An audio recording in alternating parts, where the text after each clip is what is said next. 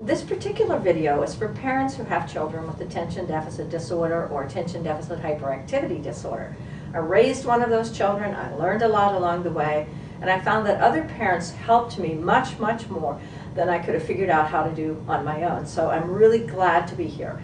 I have 10 tips for you for helping your child get organized, make his way through life, but mostly to help him or her learn how to behave in a manner that's appropriate both at home and at school.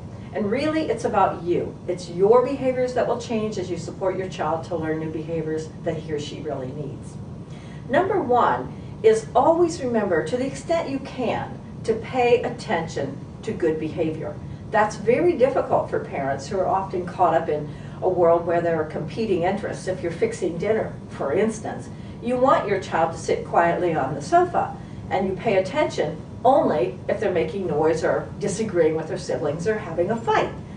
The important part here is to remember that that child is sitting quietly on the sofa watching TV while you prepare dinner, that it's your job to go in and say, I really like the way that you're behaving so that I can prepare dinner, or I really like how you're getting along with your sister, or because you've done such a good job of being quiet for me, we're going to have an extra dessert tonight. So start out reminding yourself to catch your child doing those things you want him or her to do and reinforce that at every opportunity. Step two is to ignore, wherever you can, minor misbehaviors. We know that children pick on one another. We know that they lean their chair back on two legs when they're not supposed to. We know that sometimes their behaviors are annoying, but they're not dangerous, they're not really harmful. And when you're trying to teach a child specific behaviors you want to change, to the extent you're able to do that, learn how to ignore those things that are annoying but not really a problem. Step three is to provide lots of feedback on your child's behavior. If they're doing something that you particularly approve of, a good idea would be to walk up to them and say, look, I think that you're doing a really good job, but also, if they're doing something or beginning to do something that's going to lead to a later problem, you need to stop the behavior, explain to the child what is happening, and tell them what needs to change. If they don't know, they'll pursue their own course of action, and then you get angry at the end of it. So provide feedback on their behavior. Step four is to provide that feedback as often as you're able to do that. It's difficult for parents to remember. I remember what it was like when my son was young, to be able to take the time to tell him what he was doing was good, what he was doing was inappropriate. He was on the track to something positive, he was on the track to something negative. But I did learn that Tom didn't really understand when I said behave. He had no concept of what that word meant. So it was, Tom, you need to keep both feet on the floor. That he could understand. And if I gave him that feedback fairly often, Tom, remember, hands to yourself, feet on the floor. He soon learned over time how to do those things I wanted him to do. Step number five is to always precede any negative you're doing with remembering that your child is doing the best they can under the circumstances available. So provide positive reinforcement first, positive feedback first. So if you have a child who has been playing nicely in the yard with his best friend and suddenly they get into a fist fight, when you go outside, of course you're going to have to stop the fight. No one wants a child to be hurt. But reminding them that, look, you played so nicely for an hour. That was great. I really appreciated it. That will help them feel good about themselves instead of feeling that the only messages they're receiving from their parents are negative ones. Goodness knows they'll have a lot of negative messages through their life, and home shouldn't be the place where those things come to the forefront first. So remember, positives first. Number six, and probably the most helpful one for me, was to develop routines at home. Time to get up in the morning, time to brush your teeth, time to comb your hair. We had a white melamine board on our wall by the kitchen table every morning, and my son was so distractible that he would have to read the list, take an eraser, and erase out every issue or every task as it came up. So it would be Tom, brush teeth, and he would erase that when it was completed. We soon learned that if that became the morning routine, if looking at the board was the morning routine, he was able to get through those chores. That doesn't mean he could do it as fast as I wanted. as fast as the school bus driver wanted, because it didn't work that way, but at least he was able to do it.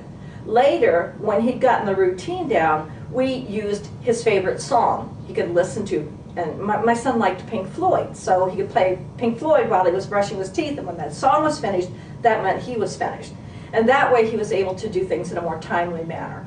So always remember, to the extent you're able to do that, have a routine at home, a place for homework, a time for dinner, a time for television, because the predictability of your environment is what provides comfort and security to your child and also lets them know what comes next. The next step is a fairly simple one, but it's one that can get enormously complex if we're not careful. And it's post the house rules. Write them down. And make sure you only have 2 or 3, or maybe 4 rules. The rules have to be very simple, because for the distractible child, even reading 1 through 10 is just too much. But if there are 2 or 3 rules, and they're fairly simple, hands to self, wash hands before dinner, you pick those things that are really important to you and that your son or daughter needs to change. Write them down and post them in a really clear spot. And have your child help you develop those rules. That way they'll have much more meaning to them, and they'll be able to follow them or understand them. You'll get to the point where instead of saying, remember the rule, you'll be able to point to the rules and say, which rule did you violate? And children are very smart. They figure it out in a hurry. So post the house rules if you're able to do that. The next one is to plan ahead for problems.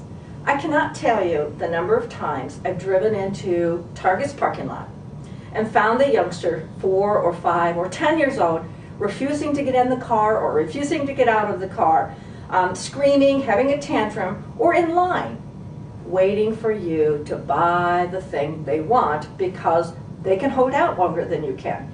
If you have rules about environments that you're going into, and if you plan ahead for those environments, kids will be more successful. I'll give you an example.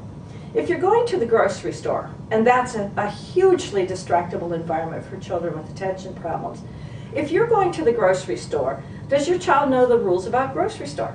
What are your rules? Is it important to you that your child stay with the cart? If so, that can be a rule.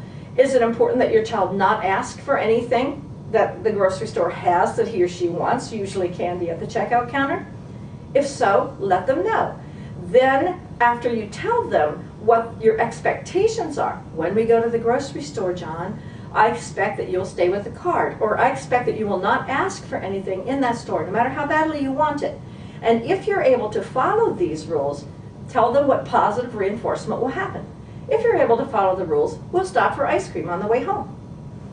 If you are not able to follow the rules, you're going to have to sit in the car while I finish shopping. So make it very clear before you go, and make sure, again, state the positives first. If you can follow the rules, this is your reward.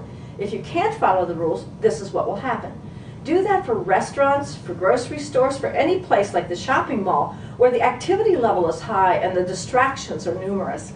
And you'll find that your child, when the rules are clear and he or she understands them, will be much more able to do what you want them to do, and you'll feel more secure knowing that they're safe. One of the things I think we lose sight of when our children misbehave is we don't think about their behavior as showing us a need for instruction. So you need to always with your child, when they display a behavior that's unacceptable, whether that's at home or at school, always think first, what instructional need does my child have? Because children who throw tantrums do so because they want or need something. If you understand what they want or need, then you can begin to teach them a different way to ask. But there is an instructional need implicit in almost everybody's behavior almost all the time. So if your child acts out in public, yells at you, has a temper tantrum, what has your child not learned about expressing anger in an appropriate manner? So always think first, what's the instructional need? You become a social scientist. You're looking for the answer. And once you understand what is driving your child's behavior, it's much easier to teach the skill. And number 10, and the most important of all the preceding ones, is don't give up. We know that children develop behaviors over a period of time, appropriate as well as inappropriate behaviors, and that changing behaviors is a little bit like learning to brush your teeth. You have to do the same thing every day. You have to complete the task every day.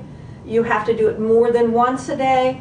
It's frustrating for parents when the same behavior appears again and again, but realize that you are teaching your child appropriate ways to handle both positive and negative behaviors, and that in the height of your frustration, maybe you need to take a walk or buy some earphones or get away from the situation.